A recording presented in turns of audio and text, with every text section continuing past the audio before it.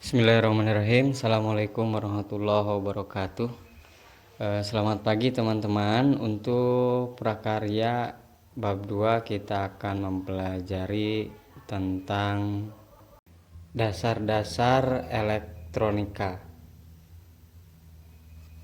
Untuk yang pertama kita harus memahami tentang komponen aktif. Komponen aktif adalah komponen-komponen di dalam rangkaian elektronik yang mempunyai penguatan atau mengarahkan aliran arus listrik, diantaranya seperti transistor, dioda, IC ya, atau integrated circuit. Nah, teman-teman sering mendengar kalimat-kalimat ini ya. Transistor adalah alat semikonduktor yang dipakai sebagai penguat, sebagai sirkuit pemutus dan penyambung, ya, switch off, switch on, stabilisasi tegangan, modulasi sinyal, atau sebagai fungsi lainnya.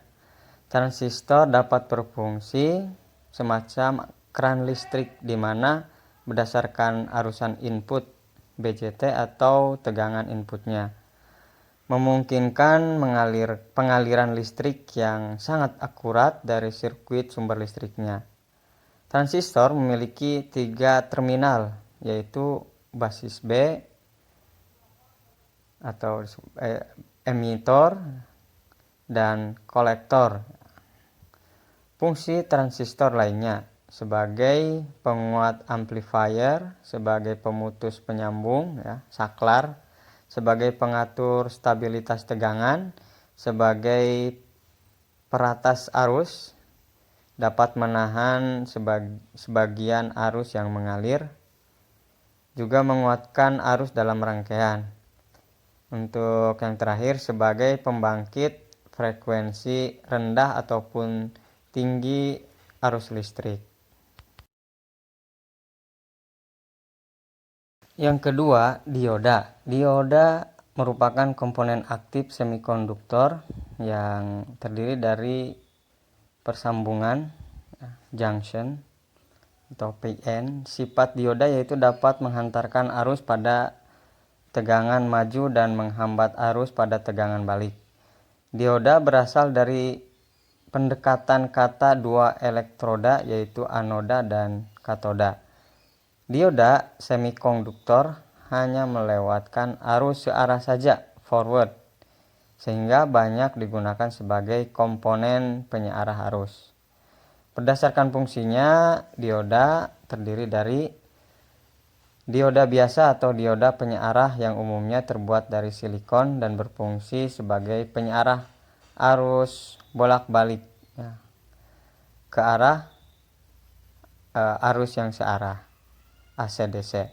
Dioda Zener yang berfungsi sebagai pengaman rangkaian setelah tegangan yang ditentukan oleh dioda Zener yang bersangkutan. Tegangan tersebut sering disebut dengan tegangan Zener. LED, light emitting diode, atau diode emisi cahaya, yaitu dioda yang dapat memancarkan cahaya monokromatik.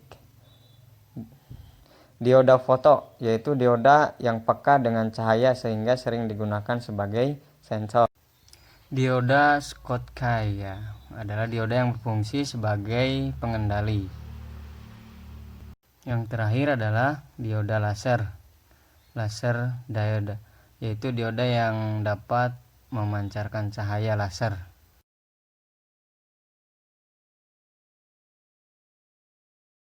Komponen yang ketiga adalah IC, Integrated Circuit. Adalah komponen elektronika aktif yang terdiri dari gabungan ratusan bahkan jutaan transistor, resistor, dan komponen lainnya yang diintegrasi menjadi sebuah rangkaian elektronika dalam sebuah kemasan yang kecil.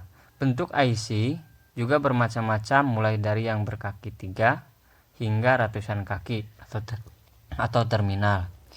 Fungsi IC antara lain mulai dari penguat, switching, switch off untuk mematikan, menghidupkan, pengontrol hingga penyimpanan. Pada umumnya IC adalah komponen elektronika dipergunakan sebagai otak dalam sebuah peralatan elektronik. IC merupakan komponen semikonduktor yang sangat sensitif terhadap ESD, ya, electrostatic discharge.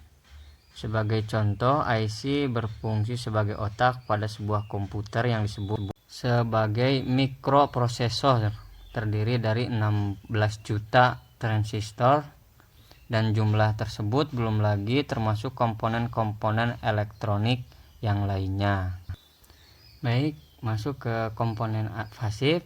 Komponen pasif adalah komponen-komponen elektronika yang tidak memerlukan tegangan atau arus listrik agar dapat bekerja.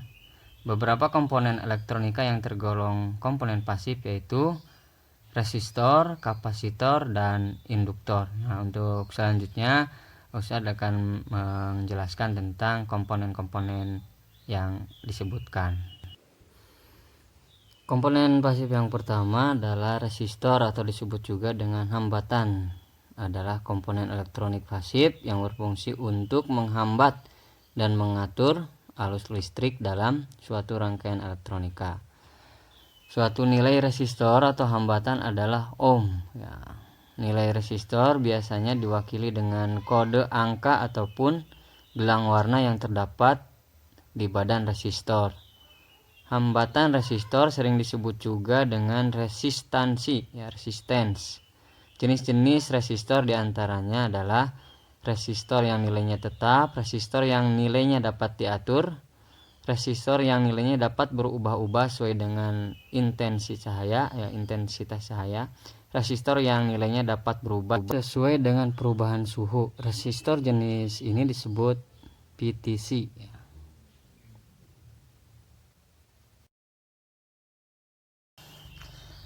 Kapasitor atau disebut juga dengan kondensator adalah komponen elektronika pasif yang dapat menyimpan energi atau muatan listrik dalam sementara waktu. Fungsi-fungsi kapasitor atau kondensator diantaranya adalah dapat memilih gelombang radio pada rangkaian tuner, sebagai perata arus pada receiver, dan juga sebagai filter di dalam rangkaian power supply. Satuan nilai untuk kapasitor atau kondensator adalah farad atau F. Jenis-jenis kapasitor diantaranya kapasitor yang nilainya tetap dan tidak berpolaritas jika didasarkan pada bahan pembuatannya. Yang kedua, kapasitor yang nilainya tetap terdiri dari kapasitor kertas, kapasitor mika, kapasitor polister, dan kapasitor keramik. Kapasitor yang nilainya tetap tapi memiliki polaritas positif dan negatif. Kapasitor elektrolit atau elektrolit kondensator, dan kapasitor tantalum. Kapasitor yang nilainya dapat diatur. Kapasitor jenis ini sering disebut dengan variabel kapasitor. Komponen pasif yang ketiga disebut induktor, ya, juga dengan disebut juga dengan coil, ya, kumparan. Adalah komponen elektronika pasif yang berfungsi sebagai pengatur frekuensi, filter, dan juga sebagai alat couple atau penyambung. Induktor atau coil banyak ditemukan pada peralatan atau rangkaian elektronika yang berkaitan dengan frekuensi seperti tuner atau pesawat radio. Satuan induksi untuk induktor adalah Henry dengan simbol H. Fungsi-fungsi dari induktor adalah antara lain dapat menyimpan arus listrik dalam medan magnet, menafis atau filter frekuensi tertentu, menahan arus bolak-balik atau AC, meneruskan arus searah atau DC, ya, AC/DC, dan pembangkit getaran, serta melipat gandakan tegangan. Baik, itulah penjelasan atau ringkasan materi bab 2 tentang dasar-dasar elektronika. Semoga teman-teman bisa ada gambaran, ya. Untuk materi lengkapnya silahkan teman-teman boleh membuka file buku PDF yang Ustadz bagikan. Thank you. Assalamualaikum warahmatullahi wabarakatuh.